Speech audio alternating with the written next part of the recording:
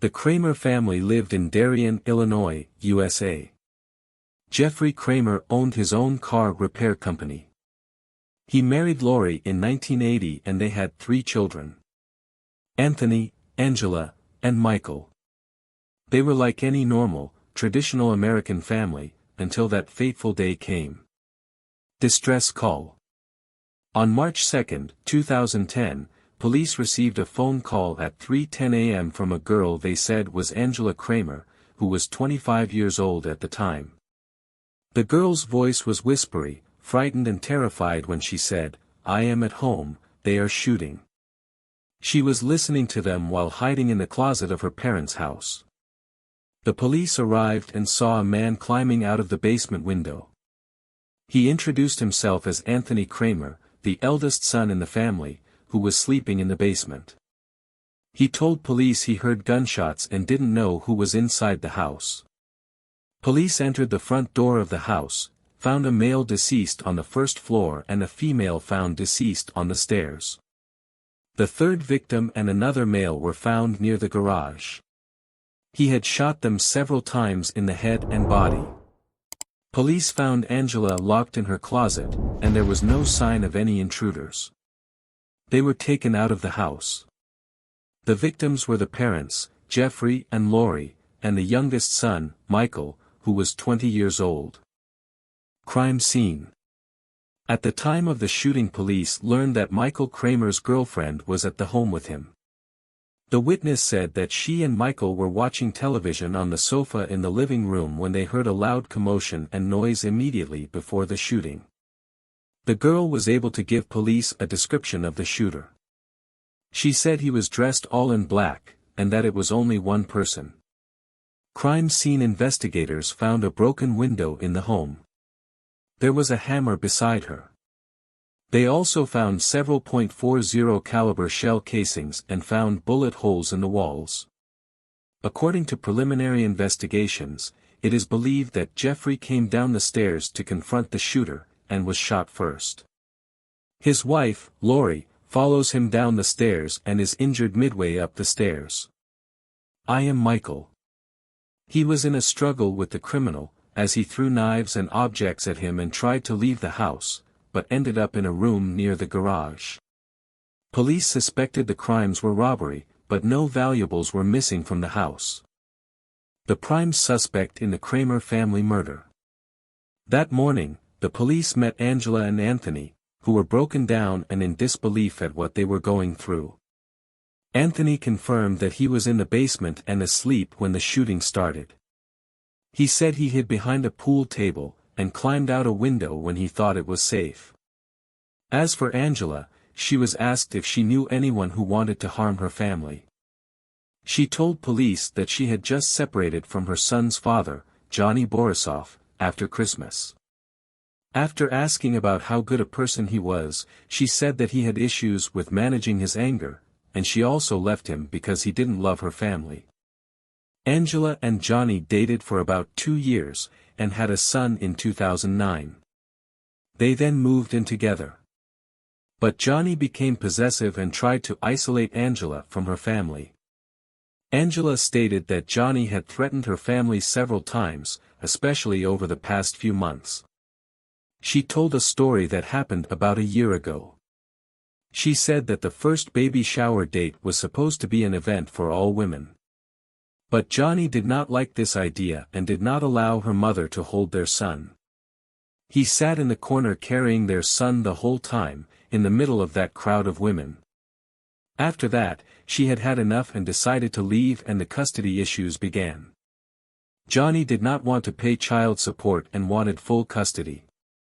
That same day, Johnny called 911 and said his girlfriend's house had been shot up and that he had seen it on the news. He agreed to go to the police station voluntarily. He told them that he still had feelings for Angela and was worried about her death. Police asked him where he was the day before, and he said he had been at the casino all night. The police found footage from the casino's surveillance camera. They found that he entered around 10 p.m. and left around 4 a.m. However, despite this, he was not excluded from involvement in the crime. He may have known the shooter, so he was detained at the police station. At around 11 p.m. Johnny was talking on his phone in the interrogation room several times. The police obtained a search warrant to search him. There was one number he tried to call several times after the Kramer family was killed. The call came from a prepaid phone. And the caller left a voicemail for Johnny several hours after the murders. He said it was Jake and he was going to have to get rid of that phone soon, and that he was being followed by several black SUVs. The chase. Jacob had no criminal history, so police tried to call his phone, but when there was no answer they turned to his grandfather. But they did not believe Jacob was involved. His grandmother said she had gone out to dinner with him 72 hours before the Kramers were killed. They described him as a decent person, and he lived in a religious family. But he was suffering from depression, suicidal tendencies, and used sedative medications. After searching several databases, police learned that Jacob had purchased a .40 caliber Glock rifle. This was just days before the murders. And at a sports store just 20 minutes from Kramer's house. The boy was on the run, so a search warrant was obtained for the phone number associated with his phone. He was tracked heading south to Florida as his family lives there in Florida. On March 3, Florida law enforcement teams arrived at Jacob's parents' home. Jacob was sleeping in a truck outside his parents' house. They knocked on the window and took him into custody. But they found no trace of the murder weapon. Murder plot. Jacob said he was up all night doing drugs. He added that he was afraid of the repercussions if he opened his mouth. He claimed that he and his family were in grave danger if he did so. He said that killing was the only way out of trouble. But the police were finally able to convince the boy with difficulty that his family would be safe if he told them the truth. So he was convinced and began to tell them the details of what happened. Jacob said Johnny became his friend in the summer of 2009 when he was fighting his custody battle with Angela. Johnny had given him a place to stay when he was kicked out of his apartment. He continued that Johnny was a very scary person, as he was part of a gang that sold drugs. He had friends who were very violent. Johnny tells him that Angela knows a lot about the gang members and their activities. She threatened to go to the police, so he must help him silence the Kramer family forever. They will all be involved, including Jacob himself. Jacob said that he believed everything he told him, and since he was his friend, he rushed to help him despite the seriousness of the matter. He also told him that there were other murders that the gang would carry out that night in the area, and the police would believe that this was among them. But after research and investigation, there was no evidence of murder. Any other murders occur? After Jacob realized that Johnny had deceived him and used him to be his tool for the crime, he decided to tell the police the details. Days before the Kramers were killed, Johnny asked Jacob to buy the gun and gave him the address of the Kramers' home, telling him where the home invasion was taking place. His instructions were specific and clear, which was that the raid would take place on March 2 at 3 in the morning. Jacob actually set out for Kramer's house after taking a heavy dose of drugs. He used a hammer to break the living room window, and saw Michael and his girlfriend on the couch. Jacob said he shot him and missed, so Michael fled into the kitchen. Meanwhile, the parents, Jeff and Lori, came down the stairs, and he began shooting them several times in the chest and head. Jacob searched for Angela throughout the house, as Johnny had instructed him, but he did not find her, and he did not go to the basement. Rather, he found Anthony in one of the rooms, so he shot him dead. After committing the murders, Jacob walked to his car, which was parked on a street, and headed to Florida, where his family resided. He disposed of the murder weapon in a trash can outside a restaurant. The gun and some clothes were found in the place he indicated. The firearm matched the shell casings found. While Jacob confessed all these details, the police had 12 legal hours remaining to detain Johnny.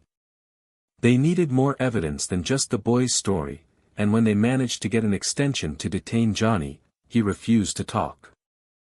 Verdict in the Kramer family murder case. On March 5, Jacob was extradited to Illinois and placed in the same cell as Johnny. Unfortunately for him, the prison cells in Illinois contained microphones to eavesdrop on the prisoners. There, Johnny spoke and began asking Jacob questions about what he had talked to the police about. He also continued to threaten him with the fake gang he had created. On March 6, a day later, Johnny was officially charged with murder. In 2011, Jacob pleaded guilty to the crimes but claimed that he was not sane. Then in 2013, Johnny was put on trial after Jacob agreed to testify. Johnny killed the Kramer family because he hated them so much. He saw that they were the reason for his separation from his girlfriend, Angela, and his son, her staying away from him, and her refusal to return to him again. Jacob was the weapon that Johnny used in the murder of the Kramer family.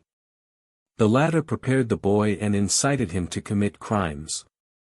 He was sentenced to life imprisonment, but many sympathizers saw that he was a victim as well and did not deserve that unjust sentence against him. Especially since he was mentally corrupted by his actions. Drugs and under threat. What do you think, my dear viewer? Was Jacob a tool and a victim, or did he bear the same burden as his instigator, Johnny?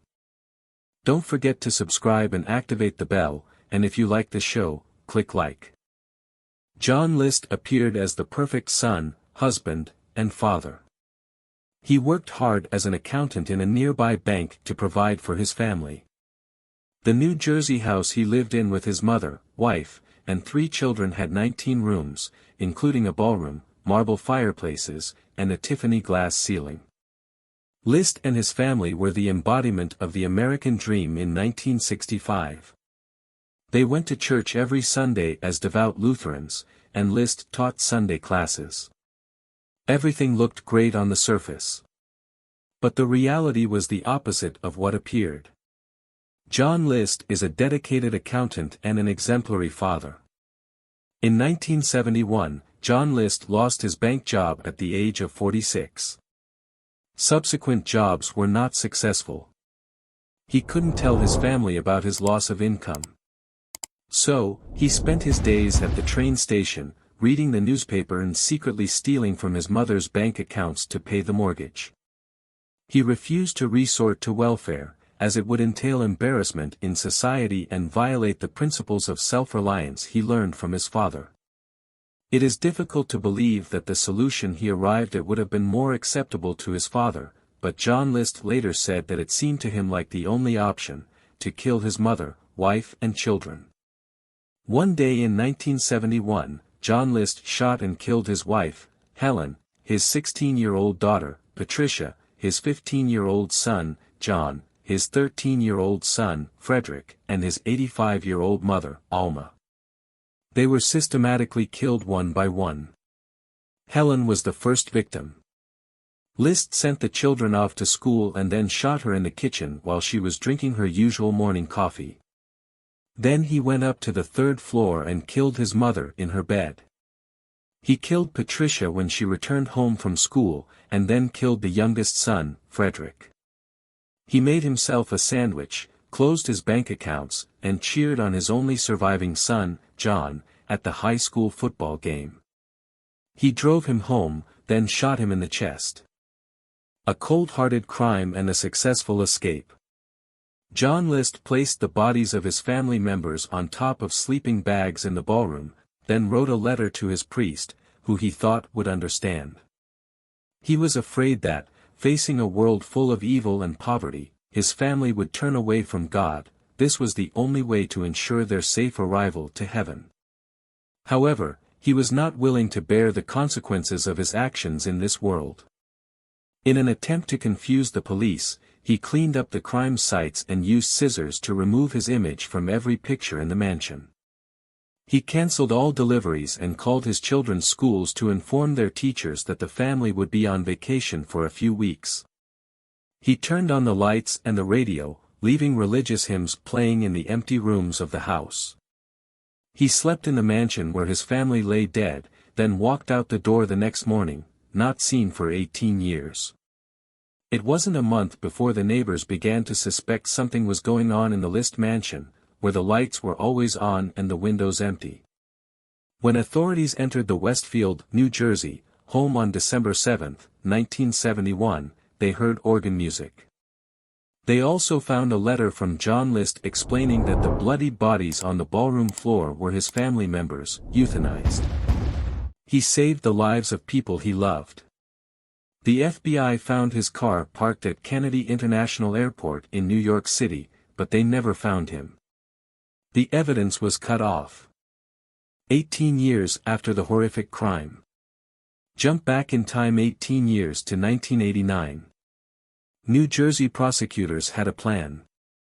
They had a forensic art expert, Frank Bender, create a physical statue of John List as Bender imagined him, giving him a nose like a hawk, furrowed eyebrows, and horn-rimmed glasses.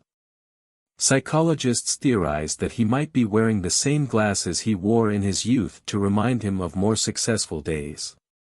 It was a wonderful statue by John List.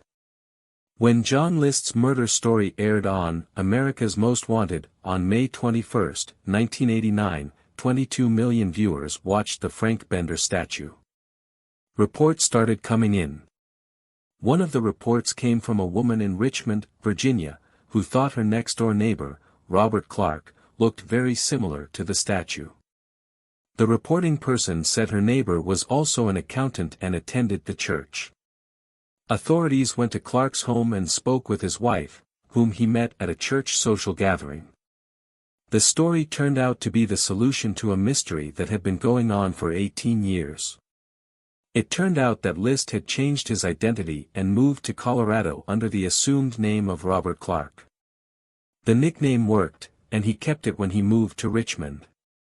The trial of John List. Police in Virginia arrested murderer John List on June 1, 1989, just 9 days after his case aired on America's Most Wanted. At his trial in 1990, defense lawyers argued that List suffered from post-traumatic stress disorder as a result of his military service in World War II and Korea. Specialist psychologists instead believed that List was going through a midlife crisis, and, as the allegation suggested, that was no justification for killing 5 innocent people. Finally, John List was convicted by a jury and sentenced to 5 life terms in a New Jersey prison. In an interview with Connie Chung in 2002, List said that he did not kill himself after killing his own family because he felt it would prevent him from getting to heaven. All List wants is to be reunited with his wife, mother, and children in the afterlife, where he believes there will be no pain or suffering. John List died in prison in 2008 at the age of 82. The New Jersey mansion where John List lived with his family was destroyed by a fire several months after the bodies of family members were discovered. Authorities were unable to determine the cause of the fire, and a new house was built on the land years later. The memory of the murders still haunts Westfield residents. In an interview in 2008, the parents told a New Jersey journalist that the children would not pass through the property, and did not even want to live on the same street. Who can blame them? Don't forget to subscribe and activate the bell, and if you like the show, click like. In the 1990s, in Spain specifically, many horrific crimes were committed, perhaps the most famous of which occurred in the mountainous village of La Romana. It was the story of a horrific crime that shocked the kingdom to the core, and changed the way an entire country dealt with similar situations. It is a story around which many conspiracy theories were hatched, and rumors of police corruption spread as a result. It was a heinous crime, the most horrific that the mind can imagine, and the cruelest that the heart can bear. 3 teenage girls were killed. In this video, we will talk about them, about the murder of the Alcácer girls. The night the Alcácer girls disappeared. On November 13, 1992, 4 teenage girls from Alcácer decided to go out and attend a party held by their schoolmates in a nightclub. The girls are Desiree Hernandez, Miriam Garcia, Antonia Gomez, and their friend Esther, and they are no more than 15 years old. Suddenly, before leaving, Esther felt sudden pain and decided not to do so. She did not know that she had thus escaped from a heinous crime that would be the talk of all of Spain for many years. Fernando Garcia, Miriam's father, was supposed to take the girls to the party, but the man was sick. Also, the party was in the nearby city of Becaissent and not in the city of Alcácer itself, but the girls made the decision to go anyway. The girls decided to take any transportation to go to the party, and also cover long distances on foot. First, the three of them rode with a couple in a car that took them from the city of Alcácer to the gas station at the entrance to the city of Becaissent. Upon arrival, the three girls got off and decided to walk to the party venue. On the way, they were met by someone they knew who was apparently coming from the same party. The boy was in a car. He waved hello to the girls who knew him and continued on his way while they continued walking. It was approximately 8 p.m. The sun set and darkness fell, and on the way, the girls deviated from the main road to a large garden on the left. There was a church inside that garden, and that was the last time anyone would see the three Alcácer girls. After church and on a narrow street, the girls continued walking excitedly to reach the school party, but fortunately, or, to be precise, unfortunately, they were met by a car containing two young men. It stopped in front of them and the two young men in it offered to take the girls to the place they wanted. Indeed, in a reckless act, the girls rode with them despite their ignorance of the identity of who was in the car. The girls asked the two young men to take them to the club where the party was being held, and they agreed, but suddenly while they were walking, the car passed the club and quickly set off to an unknown destination. The girls felt terrified and started crying and screaming loudly and trying to stop or leave the car. But the two young men started hitting them until they shut up and continued driving until they all entered the forest. The car took a bumpy, rocky road in an area called La Romana, located in the foothills of eastern Spain. There, the car stopped in front of a small house. It was in a place hidden from view and the girls had to face their terrifying fate. High-level research. The three girls did not return until the morning, and the people felt terribly worried. Some thought that the party continued until the early hours of the morning and that they would return, but none of them returned. The police were informed, who went to the party venue to look for them, but they discovered that the girls never arrived there. None of their colleagues ever saw them at the party or in the club. Thus, everyone confirmed that they were missing. The search began for the girls and the path they took. The car owner who took the girls to the Becaissent gas station told the police about this. The police focused on searching the city of Becaissent and the forests around it, especially when the girls' colleague testified that he met them on the road at the church while returning from the party at around 8:30 to 9 p.m. on the day of the party. The police searched everywhere, interrogating every resident of the area they could, as well as residents of the city of Alcácer, the girls' hometown, but without the slightest trace. No one saw them, and there are no signs of the path they took, nor any evidence of what happened to them. Days passed, and the news of the girls' disappearance spread in both cities. The situation turned around, and a state of shock, astonishment, fear, and anxiety spread among everyone regarding their children and the girls, who completely disappeared. The case became nationally public, and managed to make its way to the head of the Spanish government, Felipe González. On Christmas Eve 1992, he received the families of the three missing girls, listened to their pleas, and promised to assign more forces to search in the hope of finding them. The search expanded to include neighboring countries and continents.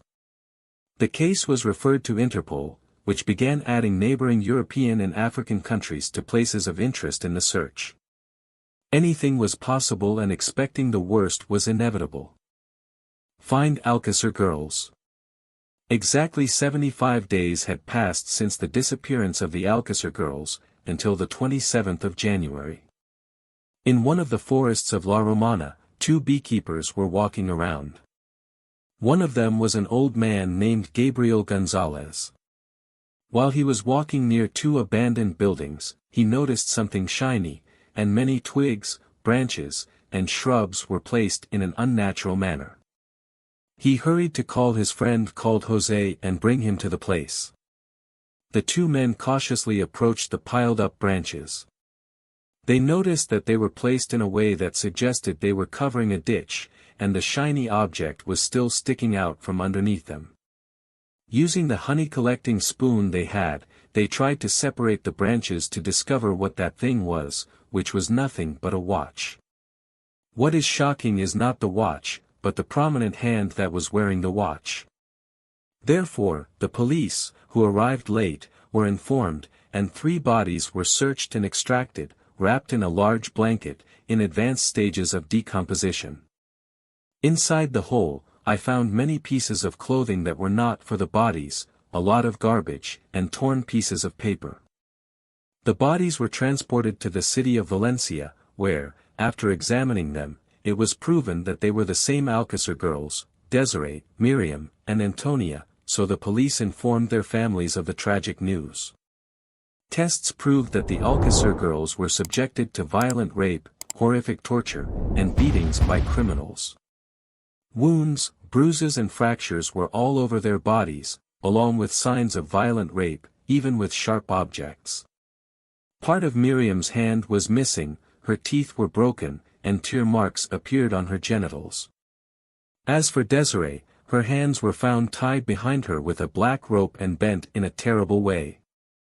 Her genitals were severely violated, and the shocking thing was that one of her nipples was removed with what looked like pincers, indicating the sadism of the perpetrator of the crime. Antonia's condition was no different from that of her 2 friends. She was killed by a bullet in the head, raped, and brutally tortured. Unfortunately for the Alcácer girls, they fell into the hands of merciless human demons. Horrific details about the killing of the Alcácer girls. Returning to the strange objects found at the crime scene of the Alcácer girls' murder, one of them was the focus of police attention, torn pieces of paper. When they were put together, it turned out to be a discarded hospital brochure that was found near where the bodies were buried. It belonged to a young man named Enrique Ingalls, and thus the police found a suspect. The police stormed his house, and arrested him, his family, and Miguel Ricarut, who was living with them. After a series of intense investigations, investigators discovered that Enrique had nothing to do with the crimes. The 2 perpetrators were his brother Antonio, who was using his social security papers, and his friend Miguel. They are the same 2 devils who own the car. Antonio Angeles, 28 years old, is a criminal with a history of various crimes. He was imprisoned on charges of assaulting his girlfriend, tying her to a pole, and beating her, because she stole a bag of heroin that he intended to sell. He was an addict and drug dealer. He obtained a permit to leave prison for a week in March of the same year, but he decided not to return and escaped from the hands of the police. The second is Miguel Ricarut, 23 years old, also an addict, and Antonio's partner in car theft and drug trafficking. The small house to which the girls were taken, located in the forest in a remote, deserted area, was used as a warehouse in the past to store goods, and then its owners abandoned it. Antonio and his addicted friends began using it as a drug den. That night, the car stopped in front of him and the 2 criminals got out, taking the 3 Alcácer girls, who tried to escape from them to no avail. They screamed and tried to call for help, but no one there would listen or help. It is believed that the criminals were carrying weapons, so they forced the girls into the house, took them to the 2nd floor, and then tied them up. And there, the most horrific ordeal of rape and torture of young girls imaginable began, as doctors, the press, and police sources later reported, as well as the detailed testimony of one of the criminals. After the criminals finished raping the girls, they left them tied up at home, then they took the car and went to have dinner at a restaurant. Then Miguel went to buy alcohol from a nearby station and left Antonio guarding the house. The criminals returned home and continued raping the girls and violently assaulting them again. After they finished what they were doing, and at the end of the night, they took them out of the house with their hands bound. In the dark road during the night, the girls walked, followed by the criminals. They walked up the hill until they entered the forest, and in a narrow ditch they sat the girls on their knees. They beat them and tortured them with sticks and stones, and then, with a bullet to the head from behind, the lives of the three were ended. The criminals buried the bodies and hid them well until the two men found them by chance 2.5 months after the murder. Pursuing the criminal. Immediately after Miguel was arrested and confessed, after great pressure from the police, with all the details of the incident, Antonio learned of this from the news and hurried to escape, and it is said that he was at home at the moment of the arrest, but he hurried away. At first, the police were unable to arrest him or find out where he disappeared until they received a phone call from a witness, the same hairdresser that Antonio goes to and knows well. He had gone to him when news of the girl's murder in Alcácer spread, and after Miguel's confessions, and had him dye his hair and eyebrows golden blonde. The police tracked Antonio and learned that he had fled to Portugal, specifically to the capital, Lisbon. The Spanish police contacted the Portuguese police and began chasing Antonio, only to discover that he had boarded a ship heading to Dublin in the Republic of Ireland. She also contacted the Portuguese and Irish coast guards and was able to stop the ship at sea. On board the ship, the sailors recognized the criminal Antonio, so they locked him in one of the cabins until the authorities arrived. When the Coast Guard men boarded the ship to arrest him, they were surprised that he jumped into the water and tried to swim to shore. The sailors reported that Antonio was able to escape and jump into the water with the help of someone on board the ship. Despite this, the authorities did not leave him, but kept searching for him in the water, but they never reached him. The Spanish authorities and their Irish counterparts very much guessed that Antonio had drowned in the water, but they did not reach his body. There was a small possibility that he had managed to swim to a very distant shore and lived secretly somewhere without the police reaching him. To this day, nothing is known about him, and he remains wanted internationally. Theories and contradictions in the girls' issue. It is true that the three girls wanted to visit a nightclub.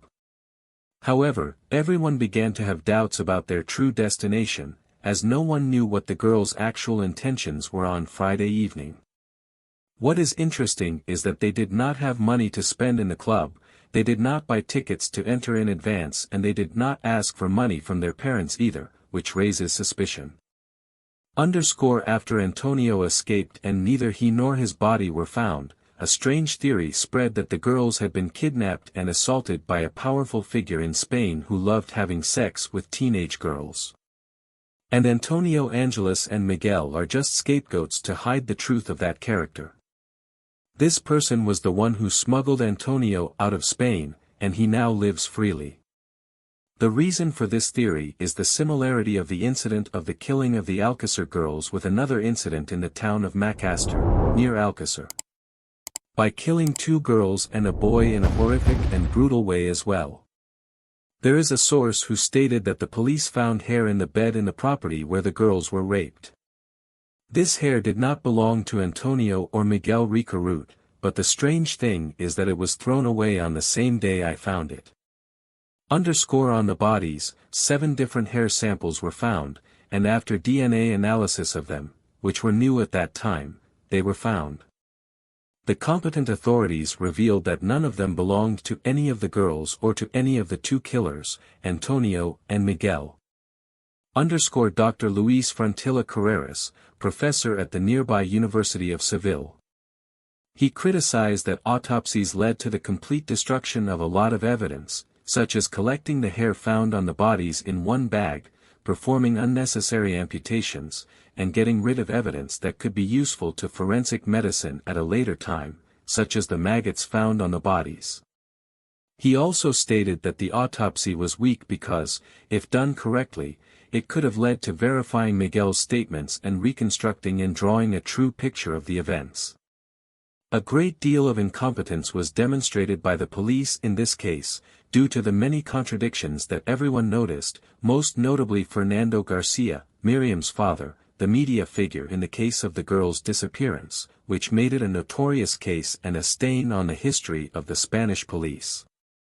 As for Miguel, he received a 170-year prison sentence for murder and rape, but he was released in 2013 after 21 years in prison and went into hiding. It is said that he was seen in southern France in 2020. Locally, the authorities erected statues of the girls in Alcácer as a memorial, and the story of the murder of the Alcácer girls became engraved in the Spanish conscience to the point that they began to liken Antonio Angeles to the famous American serial killer Ted Bundy. In the media, Netflix produced a 5-part documentary series entitled The Alcácer Murders in June 2019. In the end, what do you think, dear viewer? Were Antonio and Miguel the ones who committed the murder of the Alcácer girls, or were they merely scapegoats for higher parties? Don't forget to subscribe, like, and wait for a new video. We humans are very different in terms of character. Among us is the bad, the one with strong qualities and the evil soul, and among us is also the good, the one with the broad vision and the bright, balanced soul. We have always been like this, we differ from each other in many things. Perhaps the most bad and abnormal of these differences in our history, which is full of tragedies, is that you kill your live-in mates and your life partner, and perhaps, indeed, it is certain that the murderous father, Chris Watts, is a very bad example of our well-known human models. Where he was a murderer and a traitor at the same time. This heinous crime is one of the most heinous crimes, which in turn shook public opinion in the United States of America. This crime occurred on August 13, 2018. Husband Chris Watts, his wife Shannon, and their 2 daughters, Bella, 4 years old, and Celeste, 3 years old, came to their home in Colorado, after a short family trip. The next day, Shannon didn't show up at work as usual, which prompted her coworker to ask for help and call the police immediately to check her condition. When police arrived at Chris Watts' family home, no one was found inside. But wife Shannon's phone and wallet were found inside the house. Husband Chris came home after a long day at work and found the police. After they were allowed to search the house, the police did not find any member of the missing family. After the husband underwent lie detector tests because he was the only individual left before the police, he failed them. Watts was quickly arrested as a suspect. Chris quickly confessed everything to the police. After preliminary investigations, it turned out that Chris had strangled his wife, who was pregnant, and their 2 daughters to death, and hid the children's bodies inside an oil field near the house. He boldly buried them in a small hole, and buried his wife in a cemetery at his work site. The bodies of the victims were not found until several days after their disappearance. Police directed all search efforts towards the oil fields near Chris Watts' home after they suspected something was there. In investigations conducted by the police, it was found that Chris Watts had begun a new relationship with a woman other than his wife. And he was planning to separate from his wife, Shannon, as soon as possible. Experts believe that these marital disputes and difficulties were behind Chris Watts committing this heinous crime. After that, Chris confessed to his crime. He and his wife repeatedly discussed the issue of divorce. The couple had previously announced their bankruptcy, after many difficult economic circumstances that affected the family and separated it. The killer husband, Chris Watts, made a detailed confession to killing Shannon after a verbal argument regarding the divorce order. During his outburst, he killed his wife. His young daughter, Belle, entered, and Chris Watts then told her to evade his heinous crime that her mother was very ill. Immediately afterward, Watts carried the body of his wife, Shannon, and placed it in the back of his work truck. He left his daughters behind in the car seats. Then, after he finished preparing the wife's body, he went to them, suffocated his daughters with a blanket, and took their lives one by one. Chris Watts committed this heinous crime because of his disagreements with his wife, and because of his strong desire to start a new relationship with another woman. Cheating husband Chris Watts was arrested and directly charged with murder. In a newspaper interview with the killer's mistress, Chris Watts, the woman revealed that unknown behavioral changes had occurred in her husband's personality days before the crime. As a result of his heinous act, Chris Watts was fired from his job.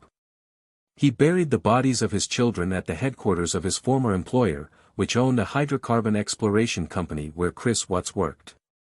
As a result of this heinous crime, the murderous husband was sentenced to life imprisonment without the right to parole. He is still serving his sentence in federal prison in the state of Wisconsin to this day. This crime shocked and upset public opinion in the United States of America, and was considered one of the most heinous crimes in the country's history. Before the video ends, do not forget to share your opinions about this crime. Don't forget to subscribe and press like. See you. Treachery in its ugliest form. In a mall, a 22-year-old girl was sitting in the prime of her youth. Her name was Najla Niamatala. She worked as an accountant to register patients in a clinic, and she had a friend who showed love and harbored evil and jealousy. Her name was Nuran. They were close friends, sharing all things and clothes, and arguing over food. So what was that? It happened. This crime occurred in the year 2021, August, in Egypt, in the Kafr el-Dawar area in Bahira, when Nuran was looking for work, so her friend Nagla, the victim, helped her by working with her in the clinic. Until here, everything is fine, so what is the problem? Greed and jealousy blinded Nuran's insight because she heard praise for Najla from everyone around her, which increased her hatred. One day she and two of her relatives, Muhammad and his friend Ahmed, agreed, and by agreement and planning, she came as usual to the clinic, and at night the crime happened. They wanted to leave, and the victim, Najla, did not notice anything. Suddenly, they strangled her, and then her friend Nuran stabbed her several times. When Najla realized what had happened, she said her last sentence before her death: "You are forbidden from having a day." Nuran stole the entire customs income and stole a gold ring and necklace that the murdered Najla was wearing and fled. The next day, when the police learned and were informed about the crime, and by referring to the surveillance cameras, they saw the crime in detail. Najla was engaged, and her fiancé said to Nuran, "Why did you do this? She considered you her sister. She shared her clothes with you. Why?" He was breaking down crying. As for the grieving mother, she was hoping that justice would be achieved and the killers would be arrested. Only several months had passed and Nuran and her partners in the crime were arrested, and when confronted with the evidence, they all confessed to the crime they had committed. When she confessed, Nuran said, "I agreed with my relatives Muhammad and his friend Ahmed to steal the clinic's revenue, so she put me on anesthetic. In juice, I gave it to Najla. When she felt dizzy, my relative and his friend strangled her, and when she was crying out to me for help, I stabbed her several times to make sure she was dead." Throughout the past months, the two killers were imprisoned pending investigation, and in the year 2022, divine justice was achieved to save the oppressed victim. The two killers were sentenced to the following. Nuran was sentenced to death by hanging.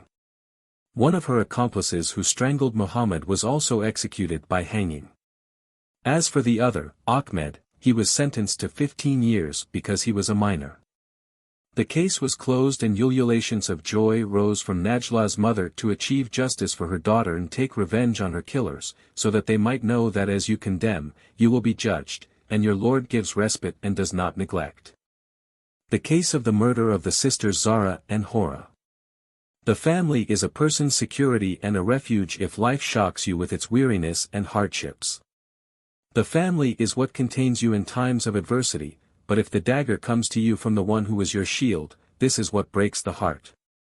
I came today and I will tell you about a tragic crime that shook Baghdad, especially Sadr City, Sector 4. This crime occurred in the year 2021. Zara and Hora are university students at Imam Sadiq University, peace be upon them, in the law department. They live in Baghdad, Sadr City, in a small family consisting of their father, mother, and their brother, Rafid. Well, how did the heinous crime happen? Their brother Rafid was constantly abusing them and did not allow them to go out except for university. He always threatened to kill them, but no one thought that he would fulfill his threat. Hora was the big sister after her brother, and she was preparing to get married in the third month of the year 2021, and Hora was the youngest among them. But life did not give her time to be happy, as the flower of her youth was stolen while she was young. The events began on a day when the father and mother had gone out to the market and the two girls remained in the house with Rafid. Suddenly, he pushed the door of Zara's room forcefully, smashed the dressing mirror, took a piece of broken glass, and made many wounds to his sister Zara. Then he took out a gun and fired 6 bullets into her head and body until they died.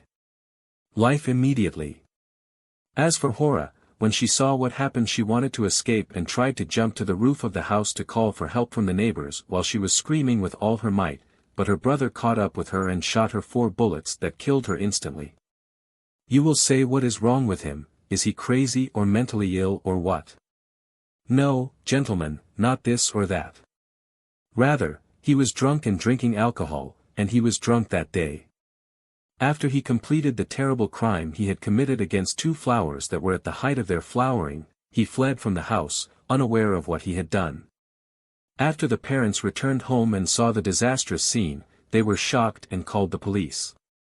The police learned from sources close to the family that the killer, Rafid, called his uncle during the burial ceremony in the Wadi al-Salam cemetery to ask him why the ambulance and people gathered at his door. He told him that you had committed a crime against your sister, so he quickly hung up the phone and fled. Look at his impudence and coldly ask why. After this crime, the father and mother entered a bad psychological state and were deeply saddened by the loss of their 2 daughters. The mother also put their house up for sale because in every corner she remembered her daughters. Here they Saturday. Here they ate. And here they were laughing. They were a beautiful family until alcohol and drugs came between them. The mother demanded retribution and the arrest of her son. As for the father, he went into isolation and did not speak to any of his relatives. When he was arrested, Rafid was not content with what his hands had committed, but he also poured poison on Hora and Zara, saying, I killed them out of honor. With cold blood and a stony heart, he accused his 2 sisters of their chastity while they were in their graves, but the analyses proved that he was drunk and what he said against them was invalidated. He was sentenced to death, but as you know, gentlemen, the law has loopholes, which the clans wanted to exploit in order to end the case and make it a family settlement. Will Zara and Hora's rights be lost? Will the heartbreak of her mother and father be in vain? What is your opinion? If it were up to me, I would have killed him in the same place they were killed, and make it an example for anyone who dares to commit this heinous act. Amarjit Sada, an 8-year-old serial killer, kills his victims in cold blood. There is no doubt, dear viewer, that you have often read about types and types of murderers and criminals, including those who cut bodies, smash heads, and terrorize innocent people, but this killer should be an 8-year-old child. Here I am sure you will be shocked and amazed. Let us dive together into the details of the story of this young serial killer who kills his victims in cold blood. Amarjit Sada, some pronounce him Amardeep, was born in 1998 in the Begusarai region of the state of Bihar in India. He belongs to a very poor family. His father is a simple worker who barely makes ends meet. In general, this state is considered one of the poorest regions of India and most of its residents live in extreme poverty, and because of this, harsh conditions forced Amarjit to work at a very young age. He was an ordinary child like his peers. The beginning of the killing chain. Amarjit began his crimes with the people closest to him, and his first victim was his 6-month-old cousin. One day, Amarjit went to visit his uncle's house, as was his custom. When the family was gathered and engaged in conversation, Amarjit sneaked into the next room, where the little boy was sleeping, may God protect him. He looked at him for a moment. Then he decided to strangle him to death and left the place as if nothing had happened. As for the second victim, she was an 8-month-old girl, and believe it or not, this child was his little sister. While the child was sleeping, he carried her and took her to a nearby field and beat her to death. He returned home calmly, and when his parents asked him where she was, he took them to where her body was.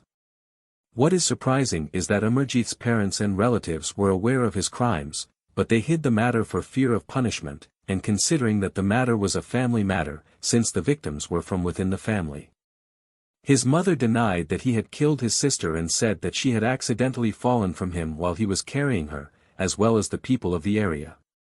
Their suspicions revolved around the young boy, but they remained silent until the day came when he killed his third victim, which led to the discovery of his matter. One day, a village woman named Chun Devi placed her 6-month-old little girl, Khushbu, in the school nursery and went to do some housework. Meanwhile, Amarjit was wandering the streets until he reached the school and decided to enter. The staff did not care about his presence, given that he was just an 8-year-old child.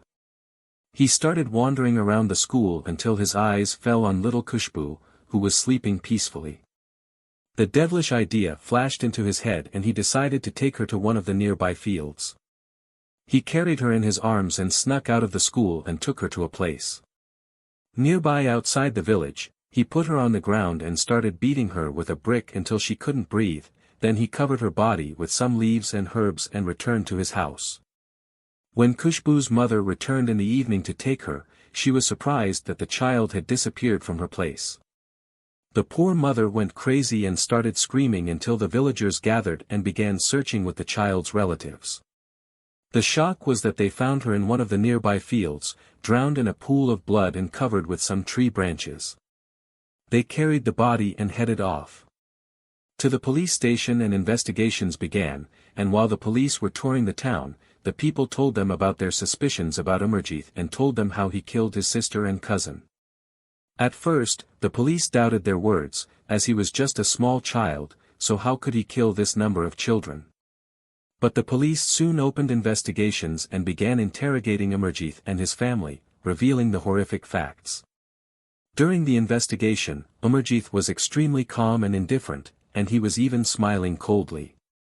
Not only that, but when the officer asked him about the little girl, he asked him to bring him some biscuits first.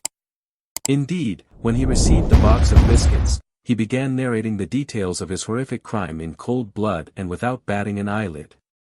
He gave them a detailed explanation, and also confessed to killing his sister and cousin. Shatrughan Kumar, one of the investigators in the case, said that throughout his long career, he had never encountered a person with such confidence and fearlessness, nor did his features show any hint of sadness, feelings of remorse, or at least fear of the police. During the investigations, Amarjit's parents tried to justify his actions under the pretext that he did not know right from wrong, but their attempts failed, and the police insisted that he was guilty and knew very well what he was doing. Speaking with Amarjit's friends, they said that he loved to see others in pain, and they also said that he used to beat us a lot in the game of soldier and thieves, and we did not like to play with him, but we did so out of fear of him. Psychology opinion. Amarjit's condition was diagnosed by a number of psychiatrists and they concluded that he has a case of psychopathy. He also suffers from a brain defect that has led to a chemical imbalance that makes him feel pleasure and enjoyment when he harms others and sees them in pain. His condition was officially diagnosed as a disorder in behavior. The trial. He was tried in a juvenile prison, and according to Indian laws, a child of this age cannot be sentenced to more than 3 years, which he spent in a correctional institution. Because of his mental condition, he was placed in a mental institution after serving his sentence, and it is said that he was released after he turned 18. His age. Some sources say that he changed his name to hide his identity and is now living his life under an identity and pseudonym, and who knows, perhaps he will commit more murders. Franklin Floyd, devil or madman? Franklin Delano Floyd grew up in a broken family in one of the American states. His father died when he was 5 years old, so he, his mother, and his sisters moved to his grandparents' house, who quickly became fed up with their situation, so they expelled their daughter and her children. Franklin was then scattered between care homes and shelters after his mother left him there, and he was subjected to beatings, harassment, and physical and psychological abuse. When he reached the age of 16, Franklin began stealing. The thefts were small at first and unnoticed. Then he was arrested for attempting to steal a firearm and was placed in a correctional facility for a year. This was in 1960. 2 years later, in 1962, Franklin was arrested after he kidnapped a 4-year-old girl and molested her. He was sentenced to 10 years. While he was being transferred to a psychiatric hospital to check his mental abilities, Franklin escaped. During his escape, he robbed a bank and was arrested. It is noteworthy that Franklin was easily arrested at the beginning of his life of crime.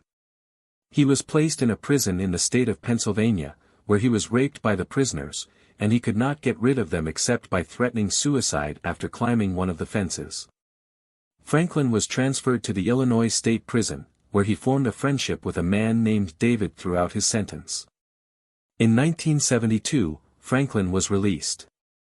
A week later, he committed a crime of kidnapping and assaulting a woman while she was riding in her car, but she was able to escape and inform the police. The police easily arrested Franklin, but Franklin implicated David, a prison friend, and he was able to escape. In 1974, Franklin met, under an assumed name, Mrs. Sandy Chipman, a single mother of 4 children, 3 girls and a boy. He filled her mind with sweet words and quickly married her within a month and convinced her to move with him to Dallas. There, Sandy was imprisoned for a month in the case of a check she could not honor, and she left her children in Franklin's custody. Sandy was released from prison at the end of the month and was shocked to not find her family. The landlord told her that he was evicting them for not paying rent. Sandy found the 2 little girls in a church care home and was unable to find her older daughter, Susan, or her little child, Philip. Where did Susan and Philip go?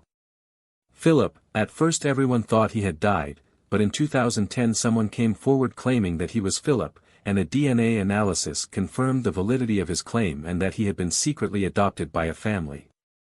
Poor Susan remained, who was kidnapped by Franklin, claiming that she was his daughter, and he moved her to another state and enrolled her in a school under an assumed name. In 1988, he married her, who was 17 years old, and had their only child, Michael.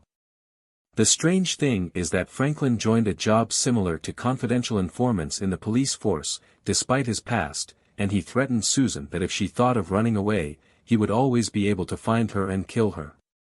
Susan, who was living under the name Tanya Hugh, finally escaped in 1990 with her 2-year-old son, Michael. 3 months later, Franklin found Susan and severely beat her, then hit her with a car and fled. She was taken to a hospital, where she died from her wounds, leaving behind Michael, who Franklin returned looking for, but the police did not hand him over, and Michael was placed in a nursing home to be adopted by a loving family. But Franklin did not calm down, so he stormed Michael's school in 1994 at gunpoint, took Michael, and fled with him. The police's diligent efforts were able to find Franklin 2 months later, but Michael was not there.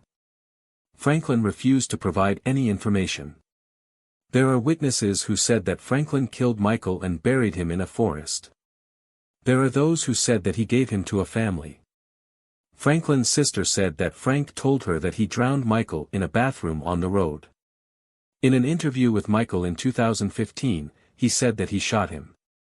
As we conclude our journey through the darkest corridors of human nature, we find ourselves haunted by the echoes of these 4 chilling murder cases.